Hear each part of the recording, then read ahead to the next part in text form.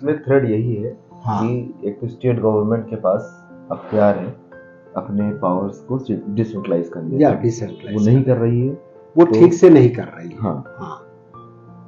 तो अभी जैसे इलेक्शन भी आने वाला है जी, तो इसके परिप्रेक्ष्य में कुछ पंचायत में बदलाव की संभावना या कोई थ्रेड इस तरह कुछ? इसके लिए पंचायती राज संस्थानों हाँ। या संस्थानों की तरफ से भी और तमाम सिविल सोसाइटी की तरफ से ये मांग उठ रही है कि जो संविधान ने 73वें संविधान संशोधन के माध्यम से जो इच्छा जाहिर की है या जो प्रावधान किए हैं, उसके आधार पर पंचायतों को, नगर पालिकाओं को उस तरह से तैयार दिया जाए, उनको पावर दिए जाएं, ठीक है, उनको उस लेवल पे ले जाया जाए और जिस तरह के स्ट्रक्चर बनाने चाहिए, ढांचे बनाने चाहिए, वो बनाए जाए।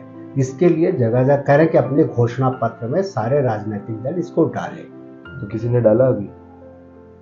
बहुत पहले, बहुत ये वास्तव में दुर्भाग्य ये है कि ये हो गया संविधान संशोधन, लेकिन राजनीतिक दलों की इच्छा शक्ति बहुत कमजोर है इसके बारे में, क्योंकि उनको अपना पावर शेयर करना है। बस यही सबसे बड़ी बात है कि उन्हें देना है जहाँ ना, तो पावर सेंट्रलाइज हो रहा है, पावर देने के लिए हर आदमी पावर के लिए ही परेशान है। मतलब पिछले दिनों से तो यही हो रहा है ना, वेल्थ और पावर वो सेंट्रलाइज हो रही है। तो उस पर एक यहाँ पर क्योंकि ये डिसेंट्रलाइजेशन का एक मतलब रूप है जी, तो इसको तो थ्रेड है, बिल्कुल बिल्कुल, आइंदा आने वाले टाइम का थ्रेड है इसके लिए, बिल्कुल बिल्कुल। तो इसके लिए लोगों की आवाज उठनी जरूरी है। यही सबसे बड़ी बात यह है कि मान लीजिए कि 100 पावर मिले, 100 चीजें मिलनी थी, उसमें से अभी 20 मिली हैं, 80 बाकी है जी। लेकिन जो 20 मिली हैं उसको भी हम नहीं समझ पा रहे हैं, जिनको समझना था वो उनका रोल, उसका यूजेस नहीं जान पा रहे हैं। एक तो उसकी प्रॉपर इंफॉर्मेशन लोगों तक नहीं गई है, तो अपनी भूमिका हम लोग इसी अवेयरनेस को लेकर ही पूरे देश में काम कर रहे हैं।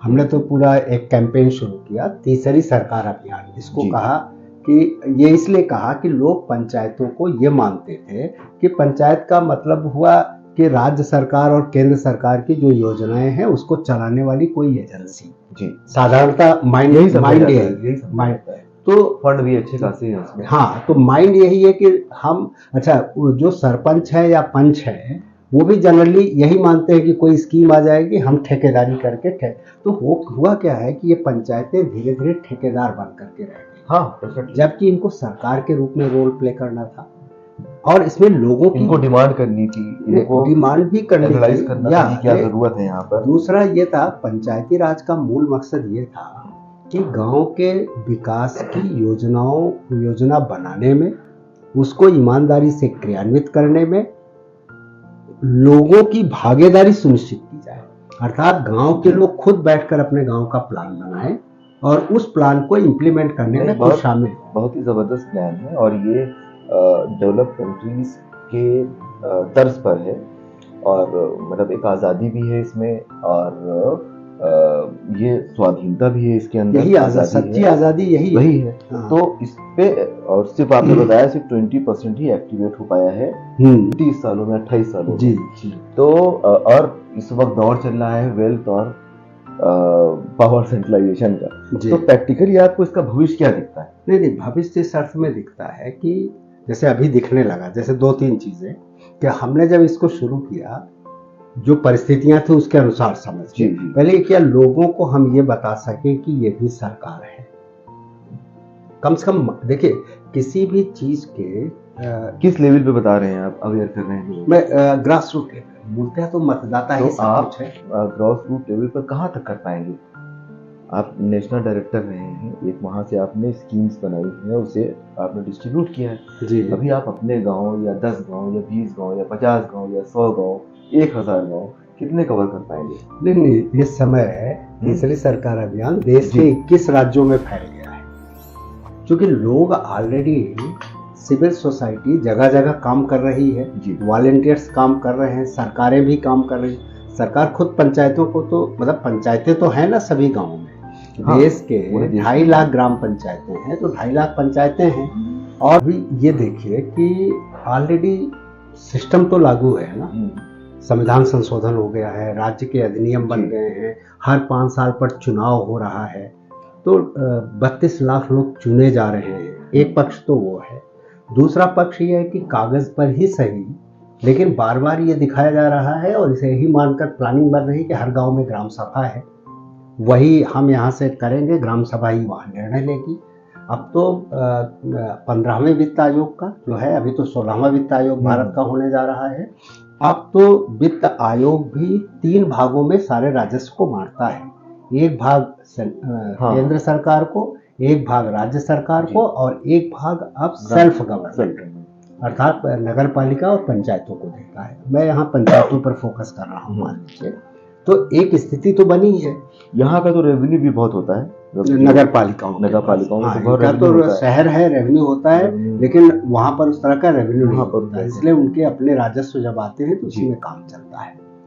तो ये सारी परिस्थितियां हैं। लेकिन प्रैक्टिकली देखें आप तो जो ग्राम का पंचायत का जो क्या होता है, प्रधान होता है, या जो ब्लॉक प्रमुख होते हैं, या जो सदस्य होते हैं, अब इन सब का काम तो दिखाई पड़ता है सिर्फ कमाने का ही।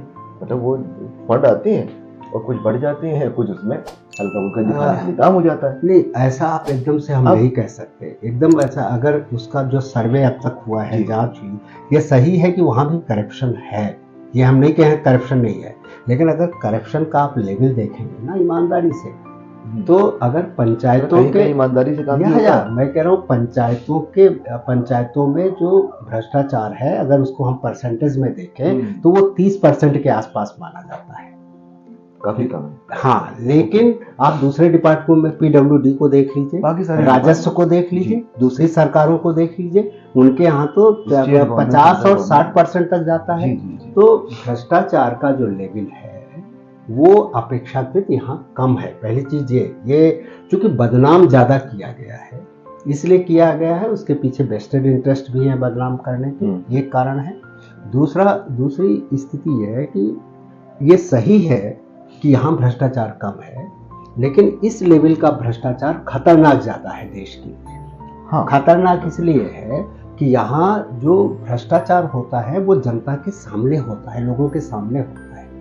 दूसरे जो भ्रष्टाचार हो रहे हैं, पता नहीं किसमें कितने घोटाले हो जाते हैं, कितना पैसा खा लिया जाता है, लोगों को पता चलता है क्या? और लोगों को सीधे उसके साथ कोई संवेदना भी नहीं बनती। लेकिन यहाँ जो संवेदना बनती है ना, वो इस देश में लोकतंत्र को नष्ट करने वाली बन जाएगी जी। लोगों को लोकतंत्र से विश्वास उतर जाएगा। इसलिए यहाँ के भ्रष्टाचार को जितना इंटरेक्शन सीधा है या क्योंकि उसके साथ जो देश का मालिक माना जाता है ना, भारत का नागरिक ही देश का मालिक है। तो 1000-2000 आबादी है, तो इंटरेक्शन सीधे होता है, वो जो कर रहा है सब दिखाई पड़ रहा है, तो इसलिए उसके लिए हो हल्ला भी ज्यादा मचता है, पब्लिसिटी भी उसकी गलत कामों की ज्यादा होती है, एक चीज। दूसरे उसी के नाम पर